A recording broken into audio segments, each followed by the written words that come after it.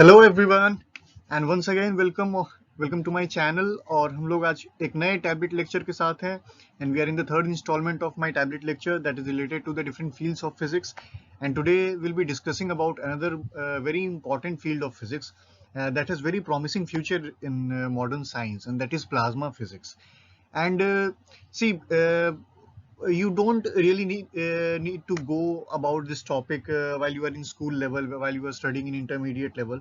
We do not generally get to know more about plasma physics, but as you move into the graduation level education, and particularly if you choose physics as your subject, you will have a lot of things to read about plasmas and their creation and their presence in our atmosphere. Now, it is very surprising to see that actually plasma is more abundant than solids, liquids and gases in our atmosphere. हम लोगों ने तीन जो basic states पढ़ रखे हैं matter के, solids, liquids और गैसेस, उन सब से भी ज्यादा प्लाज्मा प्रेजेंट है हमारे अराउंड, लेकिन फिर भी हम इसके बारे में ज्यादा नहीं पढ़ते हैं क्योंकि ये काफी कॉम्प्लिकेटेड हो जाता है, इसमें बहुत सारे इम्प्लीकेशंस आ जाते हैं। तो चलिए आज हम लोग कोशिश करेंगे प्लाज्मा फिजिक्स को स्टडी करने का, और उसको बिल्कुल बेसिक लेवल पे हम लोग स्टडी करेंगे। हम लोग थोड़ा सा इंट्रोडक्टरी लेसन लेंगे सिर्फ कि प्लाज्मा आखिर होता क्या है, उसकी डिस्कवरी कैसे हुई और वो किस रूप में हमारे आसपास प्रेजेंट है। बहुत सारी ऐसी एडवांस चीजें हैं जो मैं आगे के लेक्चर्स में कभी डिस्कस करूंगा। तो चलिए शुरू करते हैं कि आखिर प्लाज्मा है क्या। What is plasma? जब हम प्लाज्मा की बात करते हैं तो प्लाज्मा मैटर का चौथा स्टेट माना जाता है, कंसिडर किया जाता है as a fourth state of matter. और आप देख सकते हैं ये जो फोटो है प्लाज्मा का ये अच्छा सा डिस्क्रिप्शन है, एक अच्छा डायग्राम से रिप्रेजेंट किया गया है। आप देख सकते हैं एक ग्लोब जैसा दिखाई दे रहा है आपको, एक पावर ग्लोब दिखाई दे रहा है जिसके सेंटर में एक न्यूक्लियस जैसा स्ट्रक्चर है। now this nucleus is you can say the atom, and the globe around it, the energy field around it is actually electrons that are creating the electric field, or you can say the plasma neutral field around it. और plasmas को create करने का बड़ा ही interesting process है। Plasmas are believed to produce when gases are heated until a point that the atoms ionize and release charged particles. Very good. Now ionization हम लोगों ने पीछे डिस्कस कर रखा है, हम लोगों ने पीछे पढ़ा था। याद कीजिए जब मैं आप लोगों को फोटो इलेक्ट्रिक इफेक्ट पढ़ा रहा था तो उस समय मैंने आप लोगों को आयोनाइजेशन एनर्जी के बारे में बताया था और मैंने थ्रेशोल्ड फ्रीक्वेंसी, इन चीज़ों के बारे में डिस्कशन किए थे। तो आयोनाइजेशन होता है किसी भी एटम को उस लेवल तक एनर्जी प्रोवाइड कराना कि उसमें से इलेक्ट्रॉन्स जंप करने लगे एनर्जी मिलने के कारण। हम जानते हैं कि एटम्स के ऑर्बिट्स में क्या है, इलेक्ट्रॉन्स रिवॉल्व कर रहे हैं। और रेडिएशन का भी मैंने आप लोगों को बताया था कि रेडिएशन सिर्फ और सिर्फ तब होता है जब इलेक्ट्रॉन्स एनर्जी रिलीज करते हैं। जब हम इलेक्ट्रॉन्स को एक्सेस अमाउंट ऑफ एनर्जी दे देते हैं तो वो अपने शेल्स को, अपने एनर्जी लेवल्स को जंप करने लगता है। और जब वो ऐसा करता है तो वो एनर्जी को एमिट करता है जब तक कि वो स्टेबल स्टेट में वापस ना आ जाए। तो वो जो एनर्जी का एमिशन है उसको हम रेडिएशन कहते हैं। लेकिन प्लाज्मा थोड़ा अलग केस है। प्लाज्मा में हम क्या करते हैं, जब आप गैसेस को एक ऐसे टेम्परेचर तक हीट करते हो कि उसके इलेक्ट्रॉन्स में इतनी एनर्जी आ जाए कि वो आयोनाइज हो जाए, यानी कि अपने ऑर्बिट से बाहर निकल जाएं, शेल से बाहर निकल जाएं, तो वहां पे आप प्लाज्मा क्रिएट करते हो। यानी गैसेस को अगर हीट किया जाता है तो आप प्लाज्मास को क्रिएट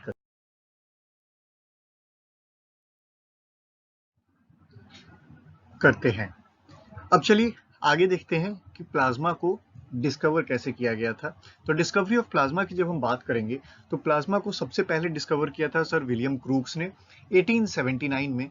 और उस समय उन्होंने इस मटेरियल का नाम दिया था रेडिएंट मैटर, क्योंकि प्लाज्मा एक इल्यूमिनेशन क्रिएट कर रहा था अपने चेंबर में। उन्होंने क्रूक्स ट्यूब का इस्तेमाल किया था। प्लाज्मा को, ये नाम प्लाज्मा जो है वो ग्रीक वर्ड से आया है। ग्रीक वर्ड में प्लाज्मा का मतलब होता है anything that can be moulded. ऐसा सब्सटेंस जिसको कोई भी शेप या कोई भी फिगर दिया जा सकता है उसको प्लाज्मा बोलते हैं। तो इरविंग लैंगमियर ने 1928 में ये टर्म दिया प्लाज्मा, और रेडिएंट मैटर का कॉन्सेप्ट खत्म हो गया। ये आप देख सकते हैं, ये क्रूक्स ट्यूब का इमेज है। इसमें आप देख सकते हैं किस तरीके से जब इसको डार्क में रखा गया, इसमें वैक्यूम क्रिएट किया गया और इसमें गैस को फिल किया गया, और उसको एक तरफ से हम लोगों ने एक पोटेंशियल प्रोवाइड किया, यानी उस ट्यूब में हम लोगों ने इलेक्ट्रिसिटी पास कराई एक ऐसे टाइम तक जब तक वो आयोनाइज ना हो जाए। और जैसे ही गैसेस के आयोन्स रिलीज हुए, फ्री आयोन्स, तो आप देख सकते हैं एक नया ग्रीन इल्यूमिनेशन वाला मैटर वहां पे ट्यूब के अंदर प्रिपेयर हो गया, और इस मैटर को ही नाम दिया गया रेडिएंट मैटर, और बाद में इसका नाम प्लाज्मा पड़ा। तो ये चीजें ध्यान रखने लायक है। Since then it was considered a new phase in matter and stated as fourth state of matter. उसके बाद प्लाज्मा को हम लोगों ने मैटर का नया फेज मान लिया, एक ऐसा स्टेट मान लिया, क्योंकि solid to liquid to gas और फिर गैस के बाद प्लाज्मा, तो गैसेस से प्लाज्मा का जो कन्वर्जन है, जैसे कि सॉलिड से लिक्विड को मेल्टिंग कहते हैं, लिक्विड से गैसेस को वेपराइजेशन, तो उसी तरीके से गैसेस से प्लाज्मा को हम आयोनाइजेशन कहते हैं। तो ये ध्यान रखिएगा, ionisation is the process of creating plasmas from gases. और ये आयोनाइजेशन बेसिकली है क्या, मैं आप लोगों को बता दूं, एटम्स को आयंस में ब्रेक कर देना। जब आप ज्यादा एनर्जी देते हो तो पॉजिटिव आयंस और नेगेटिव आयंस यानी कैटायंस और एनायंस में ब्रेक हो जाते हैं, तो उसको ही हम आयोनाइजेशन कहते हैं। तो ध्यान रखिएगा, ये आयोनाइजेशन बहुत ही जगह काम आती है, बहुत सारे अलग अलग फील्ड्स में आयोनाइजेशन का हम लोग यूज करते हैं। अच्छा, अब अगला सवाल ये आता है कि आखिर प्लाज्मा को कितना हीट करें कि वो गैसेस को कितना हीट करें कि वो प्लाज्मा बन जाए या प्लाज्मा का फॉर्मेशन कर ले। तो जो मिनिमम अमाउंट ऑफ हीट जो चाहिए होती है गैसेस को, जिसके बाद वो प्लाज्मा में कन्वर्जन चालू कर देंगे, यानी कि आयोनाइजेशन चालू हो जाए, उस मिनिमम हीट को हम कहते हैं आयोनाइजेशन पोटेंशियल। ठीक, तो ये ध्यान रखिएगा, उस मिनिमम हीट को हम कहते हैं आयोनाइजेशन पोटेंशियल, और उसका जो प्रोडक्ट होता है वो हमेशा 13.6 इलेक्ट्रॉन वोल्ट्स के प्रोडक्ट्स के में ही आता है, हमेशा इसी ऑर्डर में उसकी एनर्जी रहती है। फिर सेकंड चीज है प्लाज्मा, क्योंकि गैसेस से मिलकर बना है तो उसके मॉलिक्यूल्स होंगे, और जब आप उसको हीट करेंगे तो उसमें एनर्जी आएगी, तो मॉलिक्यूल्स जब आप हीट करेंगे तो मॉलिक्यूल्स में काइनेटिक एनर्जी आएगी, मॉलिक्यूल्स मूव करेंगे। तो गैसेस के केसेस में आप हायर क्लासेस में पढ़ेंगे कि हम न्यूटन वाली काइनेटिक एनर्जी नहीं लगा सकते हैं, उसके लिए फिर हम मैक्सवेलियन डिस्ट्रीब्यूशन फंक्शन का इस्तेमाल करते हैं, जिसमें उन्होंने कहा था कि हम किसी एक मॉलिक्यूल या किसी एक एटम का काइनेटिक एनर्जी निकाल के काम नहीं चला सकते हैं, हम लोगों को एवरेज काइनेटिक एनर्जी निकालनी पड़ेगी, यानी सारे एटम्स की काइनेटिक एनर्जी का एक एवरेज निकालना पड़ेगा। और उसके लिए फॉर्मूला दिया था मैक्सवेल ने, 3/2 Boltzmann constant into temperature of the gas. तो 3/2 kB into T, Boltzmann constant की भी अपनी एक वैल्यू होती है। ये सारी हायर क्लासेस की चीजें हैं, इस पर अभी ध्यान देने की जरूरत नहीं है। अभी आप लोगों को ये ध्यान रखना है कि प्लाज्मा किस तरीके से फॉर्म होता है। ये देखिए, ये बहुत ही अच्छा डायग्राम है। अगर हम सॉलिड्स को हीट करते हैं तो वो लिक्विड्स बनते हैं, अगर हम लिक्विड्स को हीट करते हैं तो वो गैसेस में कन्वर्ट होते हैं, और अगर हम गैसेस को हीट करते हैं तो वो प्लाज्मा क्रिएट करता है। तो this can be the very basic diagram to explain how plasma can be formed from the matter.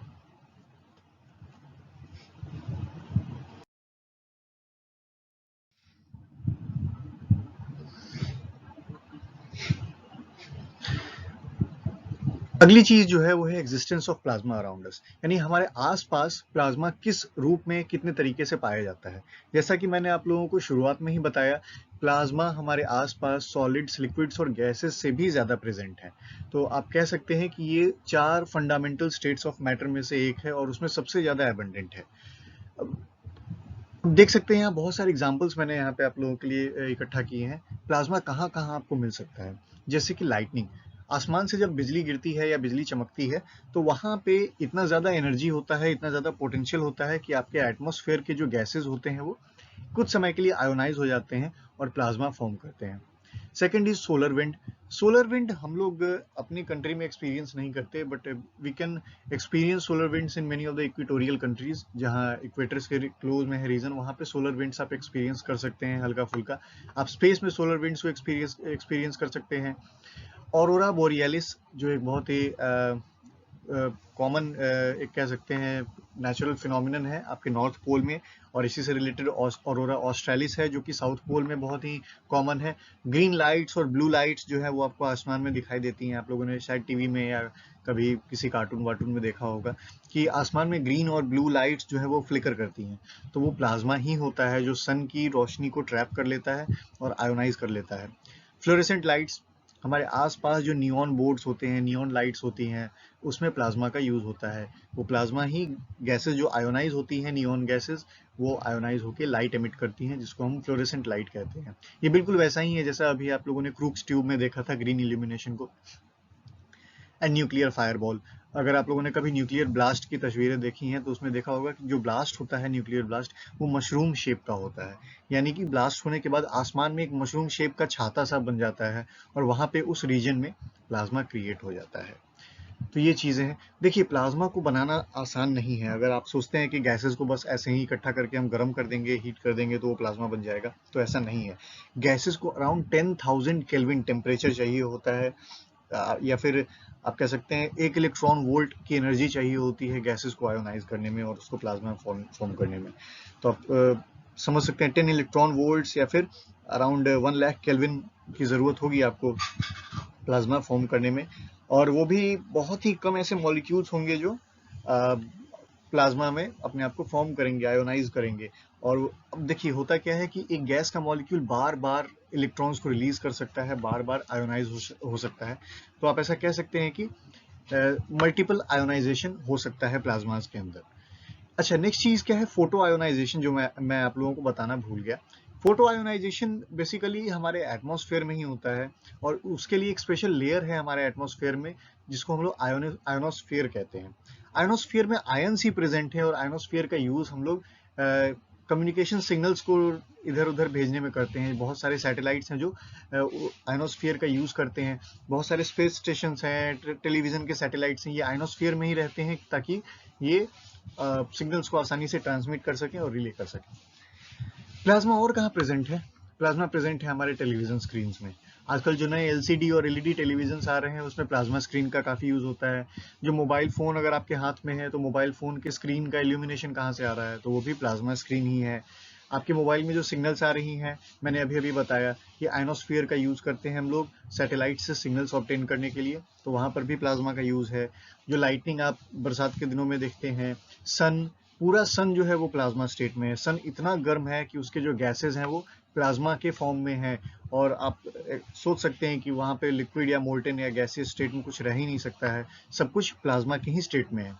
जो मून्स हैं, स्टार्स भी प्लाज्मा ही है। हम लोग पहले पढ़ते थे stars are hot balls of gases, they are not gases, they are plasmas. आपके आसपास का एटमॉस्फेयर और लगभग हर जगह प्लाज्मा प्रेजेंट है। आप लोगों ने कभी गौर नहीं किया होगा इस डिटेल पे, लेकिन कभी सोचा है कि जब हमारी धरती फॉर्म हुई होगी, अपनी इनिशियल डेज में रही होगी, तो शुरुआत के 10-12 मिलियन ईयर्स तो वो गर्म रही थी, बिल्कुल हॉट बॉल ऑफ फायर था ना। तो बचपन में हम लोग उसको हॉट बॉल ऑफ फायर कहते थे, लेकिन अब वो हम जानेंगे कि वो हॉट बॉल ऑफ फायर नहीं था, वो बॉल ऑफ प्लाज्मा था। वो पूरा एक प्लाज्मा स्फीयर था, और धीरे धीरे वो प्लाज्मा जब ठंडा होता चला गया तो वो गैसेस के फॉर्म में आ गया, और वो गैसेस सेपरेट होते चले गए, ऑक्सीजन, नाइट्रोजन, कार्बन, हाइड्रोजन, इन चीज़ों में। और फिर धीरे धीरे वो हमारे अर्थ पे लाइफ पॉसिबल हो पाया। तो हॉट गैसेस फिर वही चीज़ें हैं, plasma. There are many atmospheric phenomena that provide the existence of this radiant matter around us. Plasma के एग्जिस्टेंस को बहुत सारे ऐसे एटमॉस्फेरिक फिनोमिनन है जो प्रूव करते हैं, और हम लोग उसको आसानी से देख सकते हैं, बहुत आसानी से विटनेस कर सकते हैं।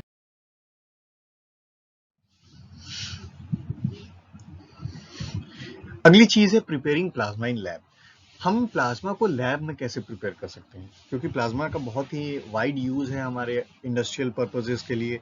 तो हम प्लाज्मा को आखिर लैब में कैसे बनाएंगे? मैंने आप लोगों को बताया नेचर में फोटो आयोनाइजेशन होता है। सन की लाइट के कारण जो हमारे एटमॉस्फेयर के गैसेज हैं वो हीट अप हो जाते हैं और प्लाज्मा फॉर्म कर लेते हैं, तो इस प्रोसेस को फोटो आयोनाइजेशन कहा जाता है। लेकिन जब हम लैब में प्रिपेयर करते हैं तो उसके दो मेथड्स होते हैं।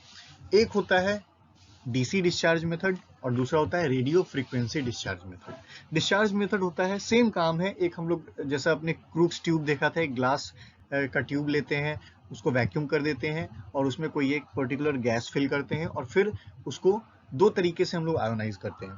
पहला होता है डीसी डिस्चार्ज, यानी कि डायरेक्ट करंट के थ्रू डिस्चार्ज करते हैं। यानी आप ये देखिए, ये जो आप फिगर है ये रेडियो फ्रीक्वेंसी डिस्चार्ज का है, आरएफ डिस्चार्ज का, तो अभी समझेंगे उसको। डीसी डिस्चार्ज में हम उसको डायरेक्ट करंट से करंट प्रोवाइड करते हैं, जिसके कारण अंदर एक पोटेंशियल डेवलप होता है, और एक टाइम ऐसा आता है जब वो पोटेंशियल गैसेस को आयोनाइज कर देता है, यानी कि आयोनाइजेशन पोटेंशियल पे पहुंच जाता है, और फिर वहां पे प्लाज्मा फॉर्म हो जाता है। तो ये होता है डीसी डिस्चार्ज। सेकेंड है रेडियो फ्रीक्वेंसी डिस्चार्ज। हम लोग डीसी सर्किट को हटा देते हैं और दो रेडियो फ्रीक्वेंसी सर्किट्स को लगा देते हैं। आप देख सकते हैं इस फिगर में कि यहाँ पे एक स्पेस लिया गया है, डार्क स्पेस लिया गया है, और दो शीथ लिए गए हैं, यानी कि पतले पतले शीट्स लिए गए हैं जो कि मैग्नेटिक फील्ड प्रोवाइड करेंगे, वहाँ पे रेडियो वेव्स को प्रोड्यूस करेंगे। और देख सकते हैं कैपेसिटर है, रेडियो फ्रीक्वेंसी से कनेक्ट किया गया है, और एक प्लेट जो है वो अर्थिंग कर दी गई है, यानी इनफाइनाइट पोटेंशियल। तो जब हम रेडियो फ्रीक्वेंसी में गैसेस को ट्रीट करेंगे बहुत ही हाई फ्रीक्वेंसी पे, तो अगेन वही काम होगा, गैसेस आयोनाइज हो जाएंगे और प्लाज्मा फॉर्म हो जाएगा। तो ये दो ऐसे मेथड्स हैं जो कि प्लाज्मा को लैब में प्रोड्यूस करने में हमारी मदद करते हैं।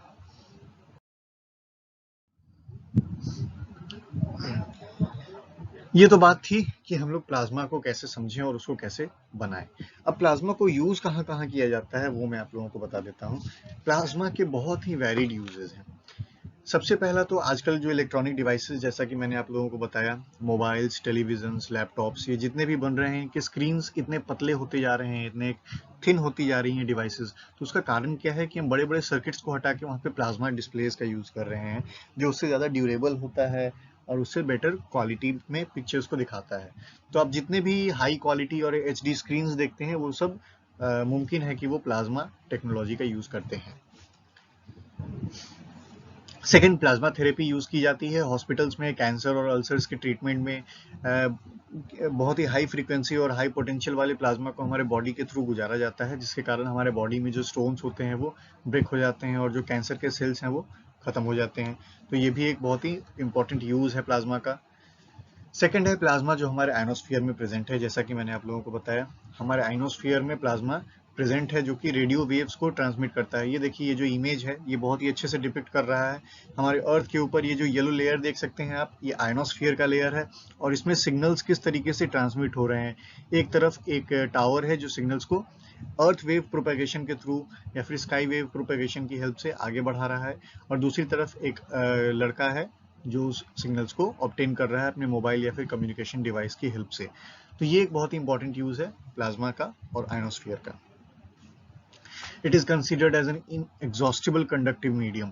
ये एक ऐसा कंडक्टिव मीडियम है जो खत्म नहीं हो सकता है, इनएग्जॉस्टिबल है, यानी जब तक सन है, सोलर फ्लेयर है, तब तक आप एक्सपेक्ट कर सकते हैं कि हमारे एटमॉस्फेयर में प्लाज्मा प्रेजेंट होगा। तो इसका मतलब हमें कोई अलग से रिसोर्सेज इंप्लीमेंट नहीं करने पड़ते हैं, कोई मीडियम क्रिएट नहीं करना पड़ता है डेटा, हाई स्पीड डेटा की एक्सचेंज और सिग्नल्स को एक्सचेंज करने के लिए, और ये पूरे दुनिया में हम लोग कहीं भी कर सकते हैं। तो ये तो बात थी प्लाज्मा की और प्लाज्मा की माइक्रोस्कोपिक और इफेक्टिव प्रॉपर्टीज के बारे में। इसके अलावा भी बहुत सारी प्रॉपर्टीज हैं। प्लाज्मा का यूज हम लोग फ्यूजन के लिए करते हैं, सी वाटर से हम लोग हाइड्रोजन और ड्यूटेरियम निकालते हैं, सॉइल से हम लोग लिथियम, ट्रिटियम, ये सारी चीज़ें निकालते हैं। तो बहुत सारी चीज़ें हैं जिसमें प्लाज्मा का यूज़ किया जाता है, ऐसे बहुत सारे फील्ड हैं। हम लोगों ने यहाँ पे प्लाज्मा के कुछ माइक्रोस्कोपिक प्रॉपर्टीज को हम लोगों ने स्टडी किया। हम लोगों ने देखा कि इलेक्ट्रॉन्स और आयोन्स के हेल्प से प्लाज्मा को किस तरीके से हम लोग बनाते हैं और यूज करते हैं। हालांकि बहुत सारी मैक्रोस्कोपिक प्रॉपर्टीज भी हैं, जैसे कि इसके मॉलिक्यूल्स की न्यूट्रलिटी, मॉलिक्यूल्स की काइनेटिक एनर्जी, मॉलिक्यूल्स के बीच में डिस्टेंस, ये सारी चीजें हैं। लेकिन ये बहुत ही हायर साइंस है और ये किड्स के लिए नहीं होगी, ये फिर थोड़े हायर लोगों के लिए होगी जो थोड़ा डीपली स्टडी करना चाहते हैं प्लाज्मा फिजिक्स को। तो आज हम लोग इतना ही रखते हैं इस लेक्चर में। आई होप कि आप लोगों को ये तीसरा टैबलेट लेक्चर यूजफुल लगे और आप लोग इससे कुछ नया जानने को मिले आप लोगों को। और आप लोग प्लीज़ कमेंट करके बताइए कि और फिजिक्स के कौन से नए नए फील्ड्स के बारे में आप जानने के लिए एक्साइटेड हैं, और हम उसके बारे में लेक्चर्स को आपके सामने लेके आएंगे। तो चलिए आज के लिए इतना ही रखते हैं। Thank you so much.